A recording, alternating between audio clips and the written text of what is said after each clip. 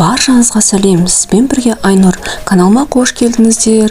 Бүгін сіздермен осындай дәмді әрі жылдам дайындалатын сметанник пирог рецептімен бөлісемін. Егер қызық болса, YouTube каналымнан көріңіздер. Және де менің каналыма тіркеліп кетсеңіздер, өте қуанышты болар едім. Ал енді бастайық.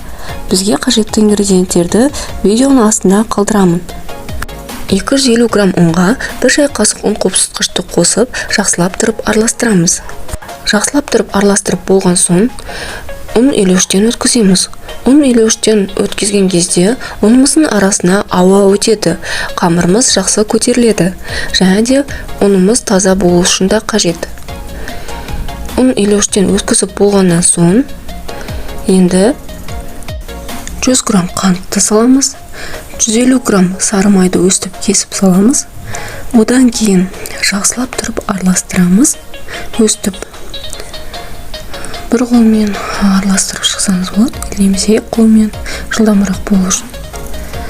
Содан кейін өстіп екі қолмен үгіте бастаймыз. Сары майымыз біркелкі тарау үшін песочный тестамыз, яғни ұнтақталған қамырымыз шығу үшін.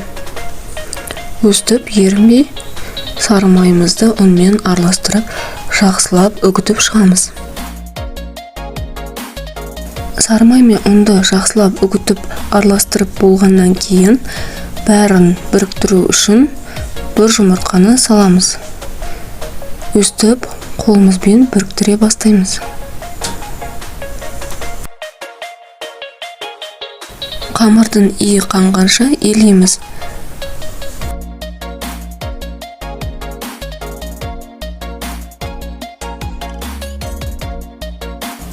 Илеген кезде қолға сәл жабысатын қамыр дайын болады. Қамырымыз тыну үшін қамырды жарты сағатқа тоңазытқышқа қойып қоямыз. Салмамызға 4 жұмыртқа, 100 грамм қант, ванилин қалауыншы, 500 грамм қаймақ саламыз. Ең біріншіден 4 жұмыртқамызды жарып саламыз. Жарып болғаннан соң 100 грамм қантымызды саламыз. Ванилин 3 грамм салдым. Енді жақсылап тұрып араластырамыз. Ерігенше жақсылап араластырамыз. Жақсылап араластырып болғаннан соң 500 грамм қаймағымызды саламыз. Қаймақты өте қатты араластыруға болмайды. Вилкамен немесе венчиктің көмегімен жай ғана араластырамыз. Миксер қолданбаймыз. Кемінде 20 секундтай араластыру керек. Біркелкі қоспа шығу үшін. Өстіп араластырып аламыз да. Енді араластырып болғаннан соң тоңазытқышта тұрған қамырымызды дайындауға көшеміз. Енді формамызды дайындаймыз. Осындай перманганатты астына қойып аламыз да жақсылап майлап аламыз. Жақсылап майлап болған соң қамырымызды алып, осылай қолмен тегістесеңіз болады, немесе алдын ала оқтаумен сәл жайып жіберсеңіз де болады. Мен өстіп қолмен жайдым.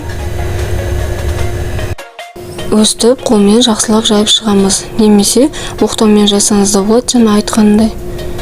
Мен қолмен жасауға үйреніп қалдым. Өстіп қолмен тегістеп шығамыз. Содан кейін барып қана бортиктарын жасауға көшеміз. Яғни чет жақтарын жасаймыз. Чет жақтарын осылай екі қолдың көмегімен жасап шығамыз. Өстіп четін жасап шыққаннан кейін ортасын стаканның көмегімен басамыз. Өстіп толығымен тегістеп шығамыз.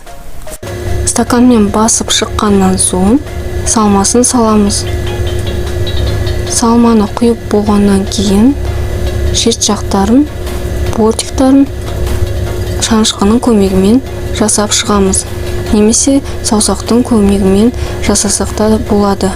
Немесе кәдімгі үлкен ас қасықпен де жасап шықсақ болады. Мен осылай шанышқының көмегімен жасадым.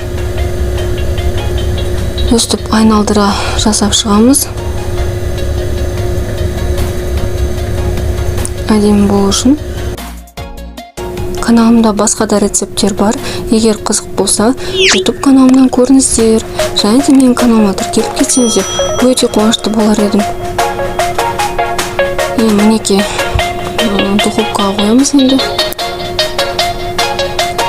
180 градусқа 50-60 минутқа қоямыз. Мінекей, сметаник пирогымыз дайын болды. Өстіп көтеріліп піседі. Сәл уақыт өткеннен кейін, суығаннан кейін сәл басылады. Мінекей, суыған кезде ғана формадан аламыз. Осындай әдемі, өте жылдам, дәмді сметаник пирогымыз дайын болды. Ал қанекей, енді дәмін көрейік.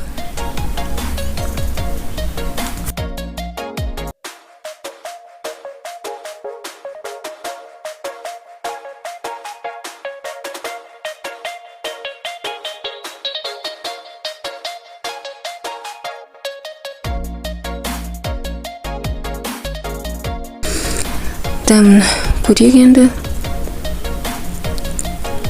Дәміне келсек, дәмі өте нәзік, жұп-жұмсақ, дәмді пирог.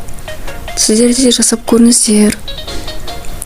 Айнұрмен бірге болып видеоның соңына дейін көргендеріңіз үшін үлкен рахмет. Көріскенше аман сау болыңыздар.